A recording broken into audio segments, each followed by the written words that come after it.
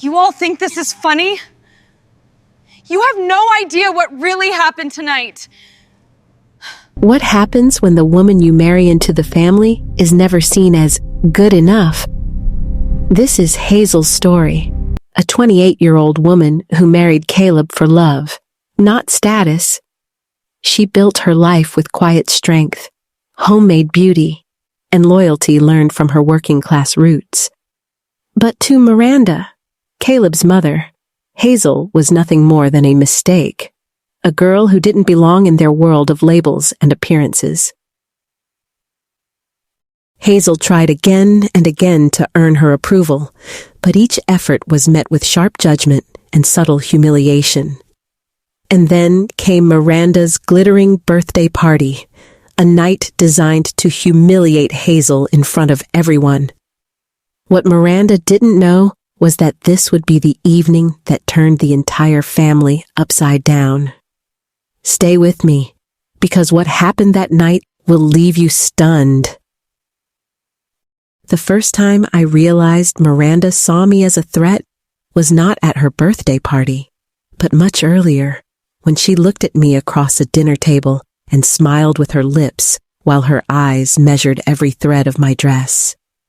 That night, though, she stopped pretending. Trying to steal my spotlight, she hissed, her voice sharp enough to cut through the music and chatter of her own party. Her diamond earrings caught the light like little stars, but her face, twisted with jealousy, seemed strangely small beneath all that glitter. I had barely opened my mouth to explain when the shock hit.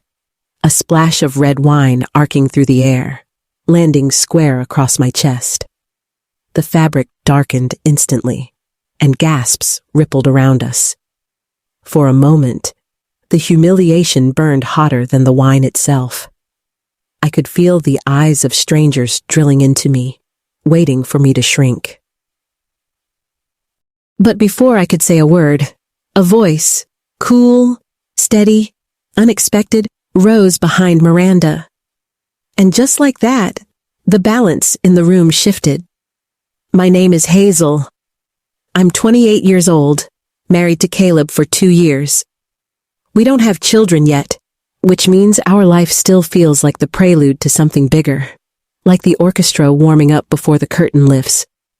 Our mornings are slow, coffee steaming in chipped mugs, sunlight falling across our kitchen table. Sometimes, we stay up too late making ramen and sketching dreams onto napkins, like kids who believe paper is a doorway. Caleb works in IT. I sew textiles, taking commissions from home. It's not glamorous, but it's ours. It's warm. It's real. Except for Miranda. From the day I met her, Caleb's mother carried herself like a woman accustomed to center stage. Even her politeness had edges, as if each word was sharpened before she handed it over. At our first lunch together, she leaned forward with that perfect smile and asked, "So, you make your own clothes?" Her tone suggested curiosity, but her eyes scanned my dress the way a jeweler inspects a fake gemstone. When I nodded, proud, she tilted her head. "That's very earnest." Earnest, simple, natural. Words that floated in the air like compliments but landed on me like verdicts. They were her codes, and I learned quickly what they meant. Not rich, not stylish, not one of us. I tried. I truly did. On her birthday, I brought her flowers, carefully chosen, wrapped in paper, tied with ribbon. At family dinners, I offered to wash dishes, to carry trays, to lighten her load. I even complimented her perfume once, though it made me sneeze so hard I had to excuse myself. Nothing was enough. To Miranda, I was an interloper, a handmade cardigan wrapped around her son's potential. I came from people who worked with their hands, not their stock portfolios. My father is an electrician, steady and proud. My mother, a retired nurse who still calls me every Sunday to remind me to drink water. We never vacationed in the Alps or dined in restaurants where the menu had no prices. We had loyalty, soup simmering on the stove, and garage sales on Saturdays where $5 could buy both a toaster and a story. And perhaps that is what Miranda despised most. Not just me, but what I represented. Caleb, thankfully, is nothing like her. He sees me in a way that dissolves the labels. When I doubt myself, he steadies me with a look. When I trip, he's the first to laugh, and when I sew late into the night, he sets a plate of cookies by my elbow without a word. His love is the kind you don't need to earn. It just is. Then there's Estelle, Caleb's grandmother on his father's side. Estelle is a force of nature, sharp as a tack even in her 80s, with a sense of humor that could split a room in half. She drives herself to the market, still bakes pies from scratch, and delivers one-liners at dinner that make Caleb choke on his wine. The first time we went out for tea, she winked at me and said, "You remind me of myself, before the family got boring." With her, I felt like I belonged. But Miranda, her favorite pastime was reminding me that I didn't. So when she invited me to coffee one afternoon, no emojis, no please, just noon. Wildflower Cafe. Miranda. I knew something was coming. She arrived late, of course, in a pale green silk suit with heels that probably cost more than my entire closet. Sliding into the booth, she ordered sparkling water and gave me that look, the kind people give when you show up to a gala in denim. "I suppose you'll be attending my 60th, she said, flipping her sunglasses onto the table. I smiled politely. "I'd love to. What's the dress code?" "Formal?" The word rolled off her tongue like a dare. Then came the knife, hidden in a smile. "Please try to wear something appropriate. Caleb will, of course. I'd rather not have people asking why you look like a craft fair walked in."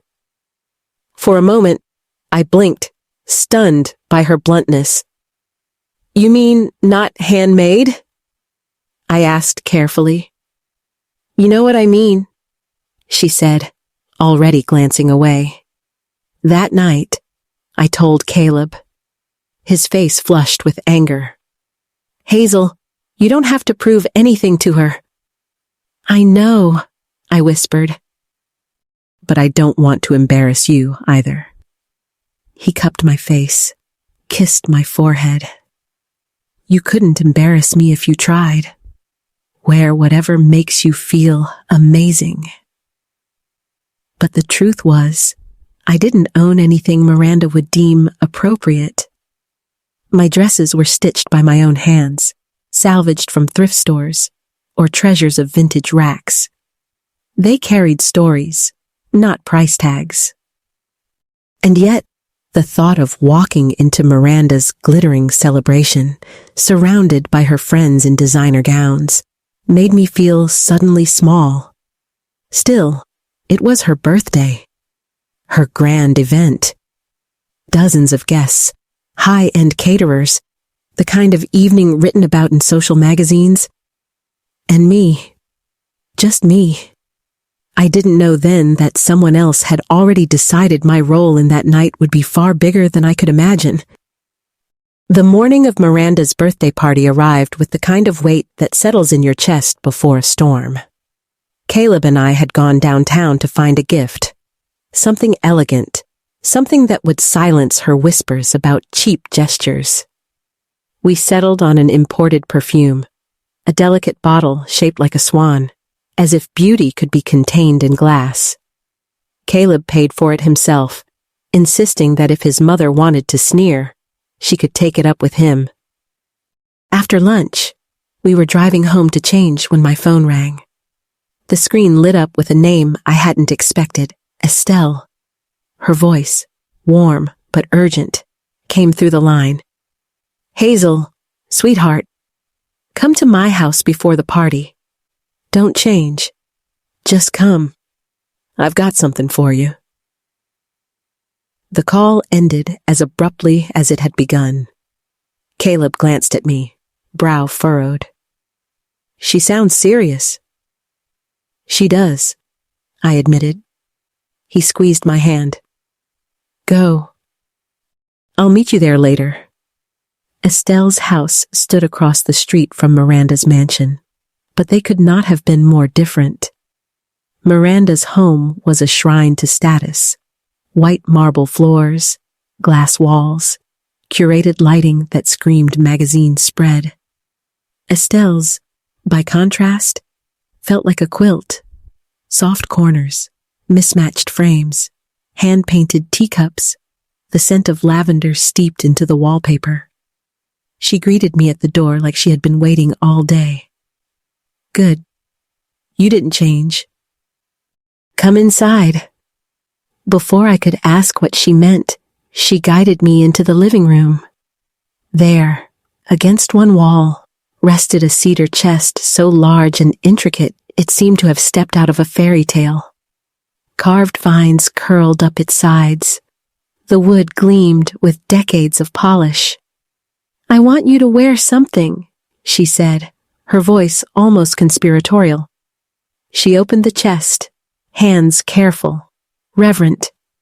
From within, she lifted a muslin-wrapped bundle. When she unfolded the cloth, my breath caught. It was a dress. Midnight blue silk, with hand-embroidered detailing that shimmered as if moonlight itself had been sewn into its folds. The sleeves draped softly off the shoulders, elegant without excess, timeless without apology. I had this made in Paris when I turned 40, Estelle explained. I wore it twice. It deserves one more grand entrance. My hands trembled. Estelle, I can't. This looks priceless. It is, she said simply. Then, with a twinkle in her eye, and so are you. Miranda wants you to dress up? Good. Let her choke on it. Before I could protest, Estelle waved toward the hallway. Out rolled a stylist, a friend of hers, apparently, wheeling a case full of brushes, palettes, and curling irons. I had a feeling you'd say yes, Estelle teased. For the next hour, I sat in a chair while the stylist transformed me. My hair was curled into soft waves, then pinned into a graceful updo. My makeup was light, just enough to highlight the lines of my face without hiding them. And when I slipped into the gown, it fit as though it had been sewn for me alone. I turned to the mirror, startled by the reflection. The woman staring back looked like someone Miranda might have approved of. But she wasn't a counterfeit. She was still me, only more. Leveled up, as Caleb would say. Estelle clasped her hands, beaming. She's going to lose her mind, she said. And I, for one, cannot wait.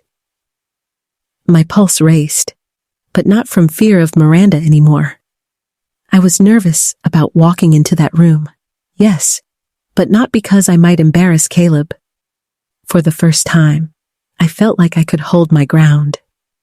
As dusk settled, I stepped out of Estelle's house and crossed the street toward the glowing lights of Miranda's soiree. The sky deepened into lavender and gold. Spotlights lined the circular driveway, throwing long shadows over rows of sleek luxury sedans. A valet reached for my keys, but I shook my head. I need to walk these last steps, I murmured.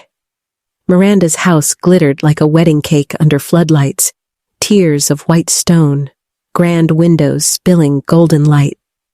Music floated out like perfume, mingling with the crisp evening air.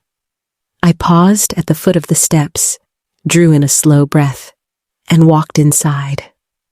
The ballroom pulsed with wealth. Crystal chandeliers bathed silk-clad guests in warm light. Servers glided between clusters of conversation, balancing trays of champagne and hors d'oeuvres so tiny they looked like art instead of food. The room shimmered, but when I stepped into the foyer, the shimmer bent toward me. Heads turned. Conversations softened. For once, I wasn't the invisible girl people politely overlooked. They stared openly, some with curiosity, others with admiration. The dress flowed around me like liquid midnight, my hair catching the light in subtle waves. I didn't sparkle like sequins. I shimmered, quietly but undeniably. Near the bar, I spotted Caleb.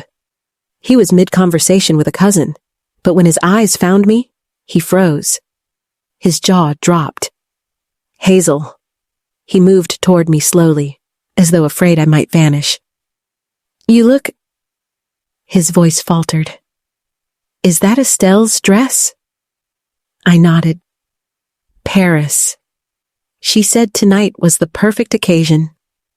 A grin spread across his face. She's a genius. You look like royalty. Miranda's going to lose it. His words made me smile, but before I could answer, the air shifted again. As if on cue, Miranda appeared at the top of the curved staircase. She wore crimson sequins that caught every light, her hair sculpted, her earrings so large they seemed to orbit her head. She descended slowly, savoring the moment. And then her eyes found me.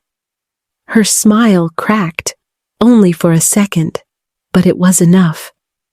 Hazel, she said through teeth too white to be real. You made it. Happy birthday, I replied, offering the swan-shaped perfume. She accepted it absently, her gaze still raking over my gown. Lovely dress, she said flatly. It's not handmade, is it? No, I answered sweetly. It's vintage. The annoyance flickered across her face like a shadow. She hooked her fingers around my wrist. Come. Just a moment. And before I could respond, she was pulling me down a side hallway, away from the chandeliers and champagne, into the quiet echo of old portraits and heavy mirrors. The hallway Miranda dragged me into was dim, lined with portraits of stern ancestors in oil paint. Their eyes seemed to follow us, as though they had witnessed this ritual before. Power dressed as propriety, cruelty disguised as control.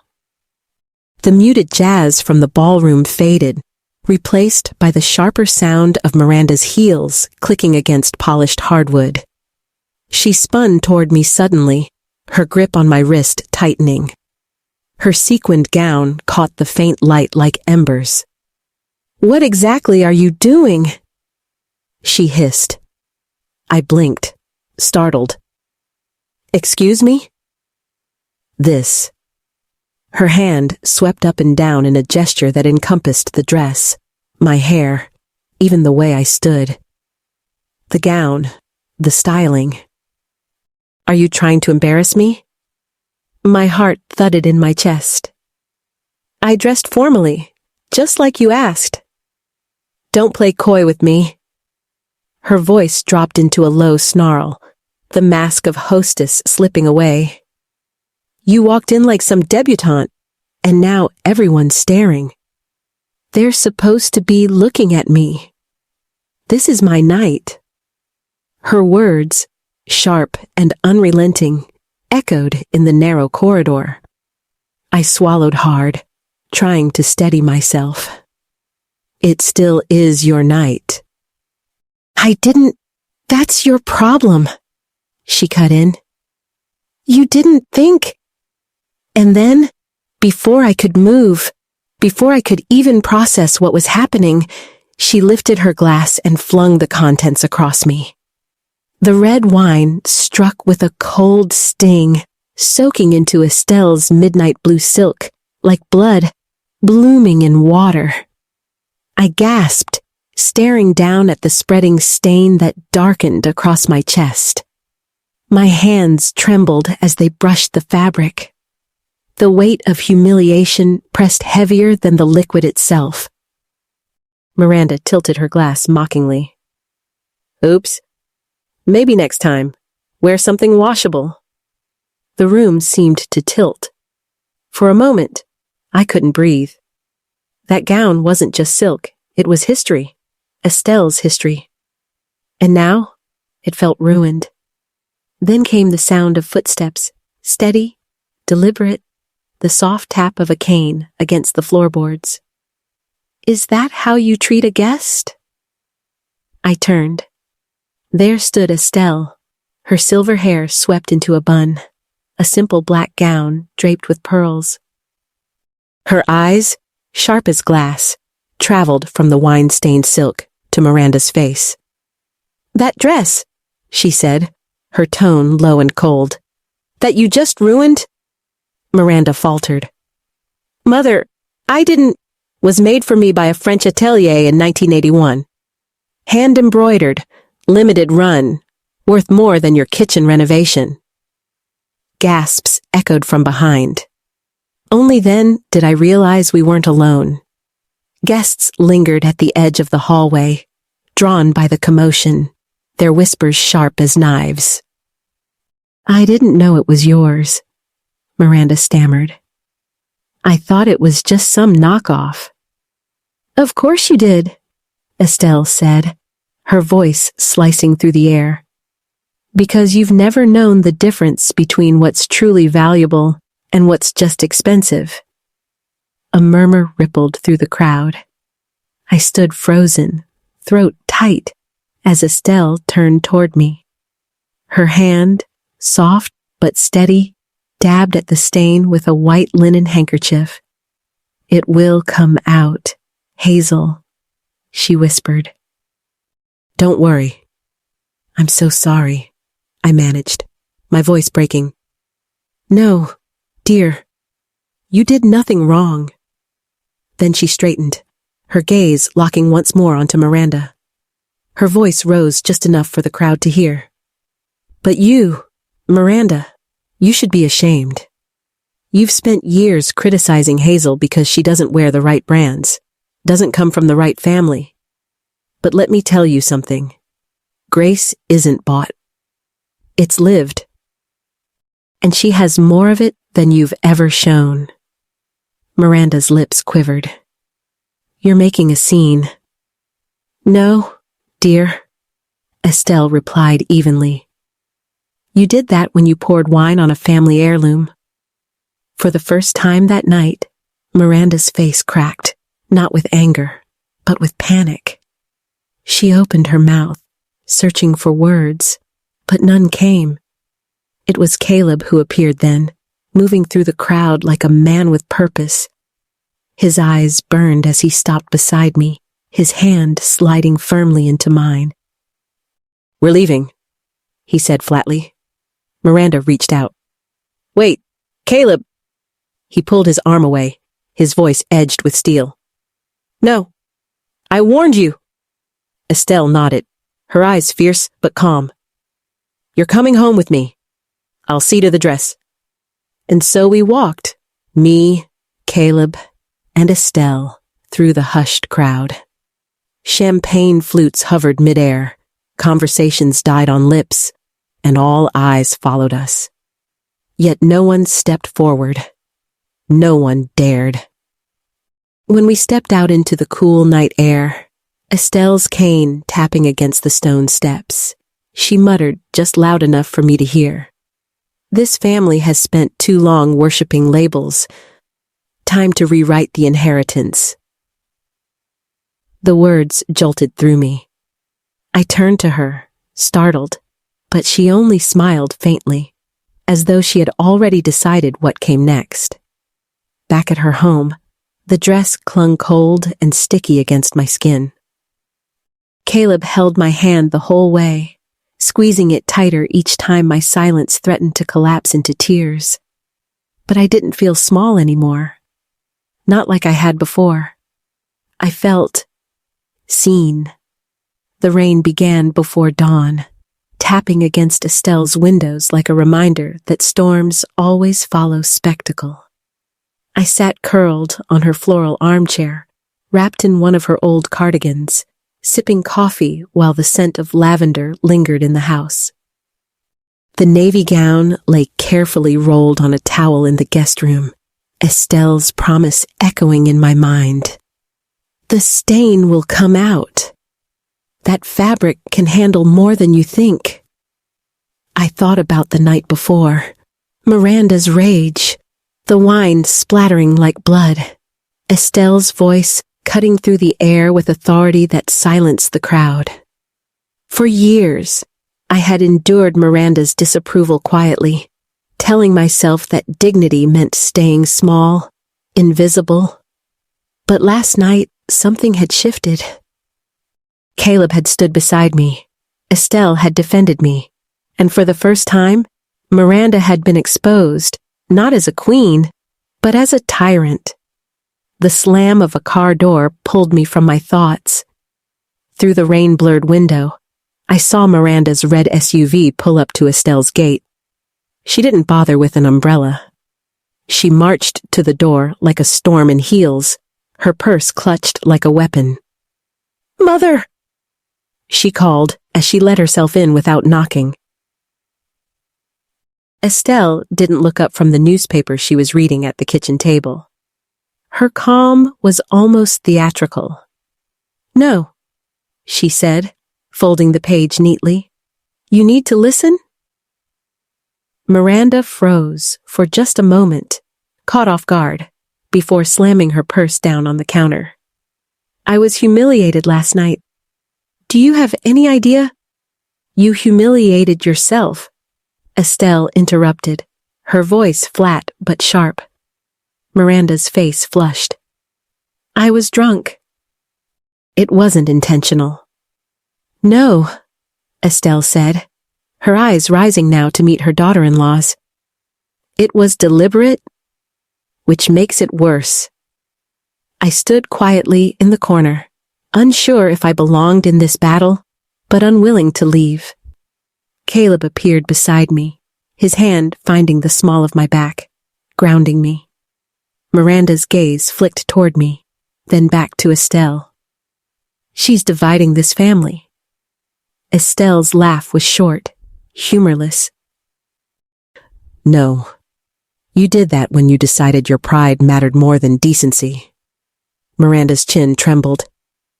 "You're giving her everything, aren't you?" "I'm giving her what she will value," Estelle replied. "My dresses, my jewelry, my legacy?" Miranda's voice cracked. "She doesn't even understand what those things are worth." "Maybe not in dollars," Estelle said calmly, "but in craftsmanship, in history, yes, she understands it more than you ever have."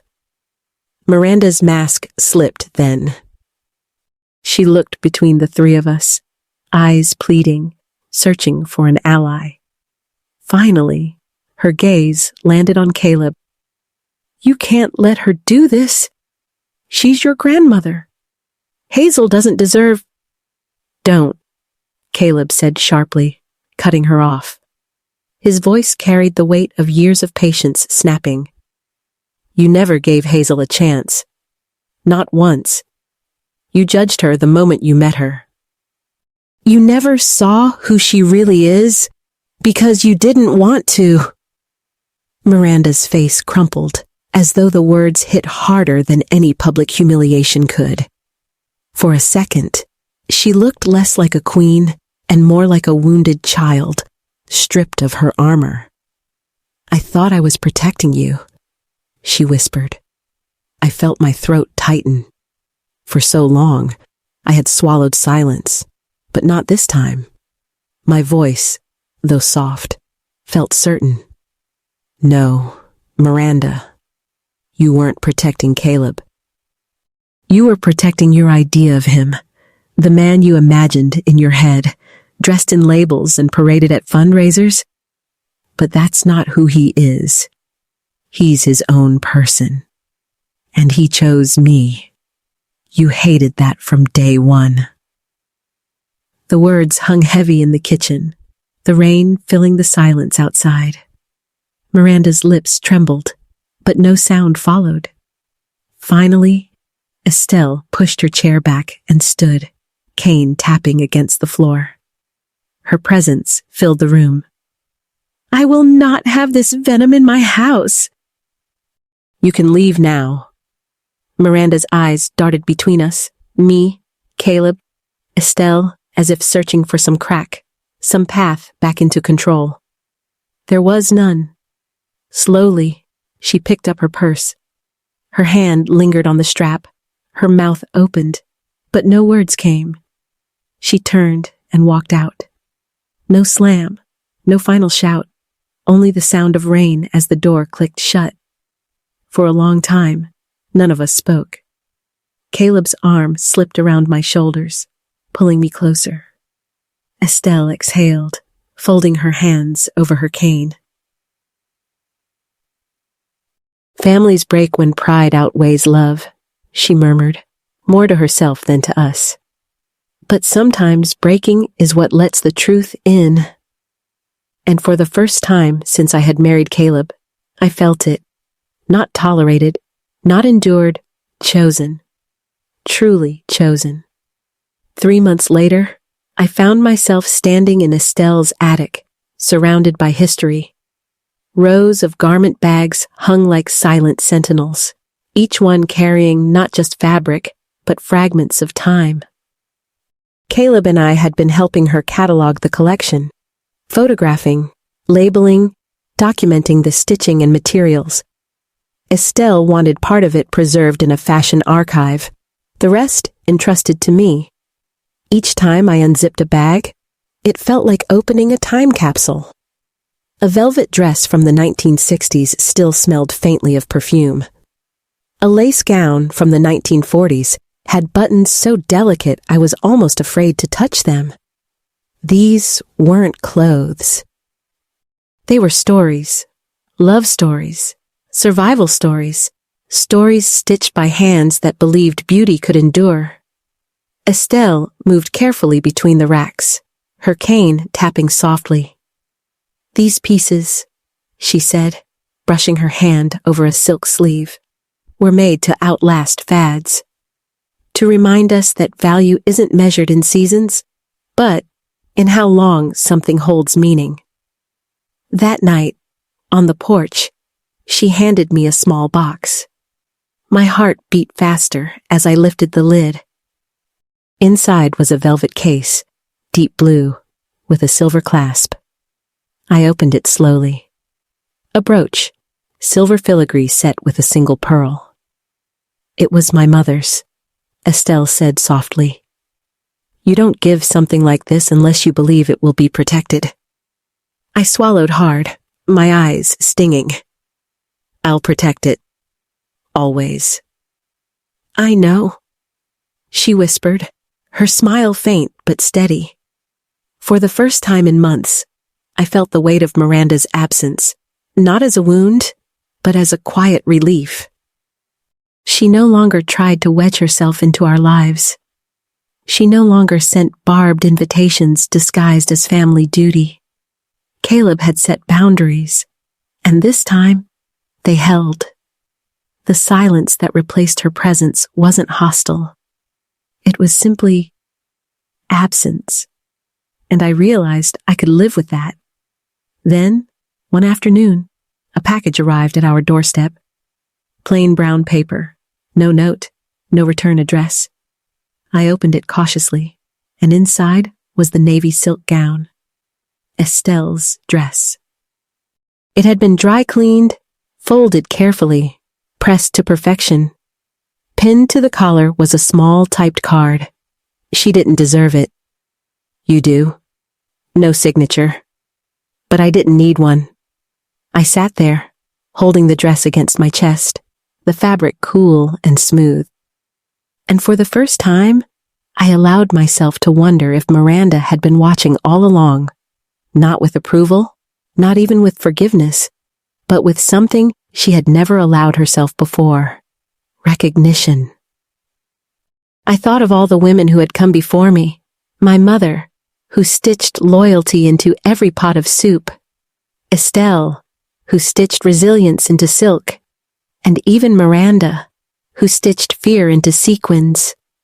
Each thread told a story, and mine was still being woven. Clothes are never just clothes.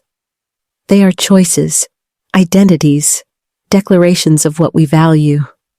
Some people wear labels. Others wear legacies.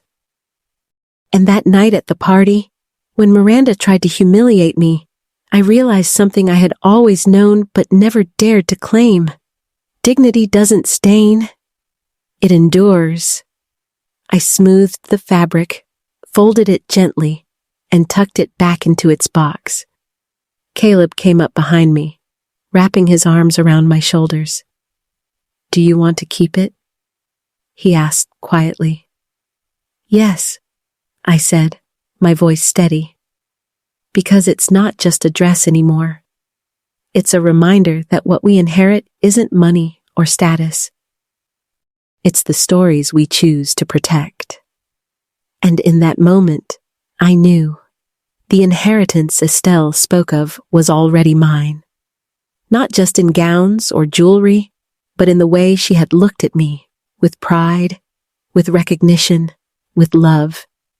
As the sun set outside our window, casting the room in shades of gold and lavender, I realized Miranda had lost more than a battle over appearances. She had lost her claim to define me. And I, finally, had won the quietest, truest victory: belonging. Hazel's journey shows us something powerful. True elegance isn't found in sequins or diamonds, but in the courage to hold your head high when others try to tear you down. She walked into that party in borrowed silk, but walked out with something priceless: dignity, recognition, and the strength to finally belong. Thank you for watching this story. I wish you and your family health, happiness, and peace. And if this touched your heart, don't forget to subscribe to the channel so you won't miss the next story we share. Until then, take care and see you soon.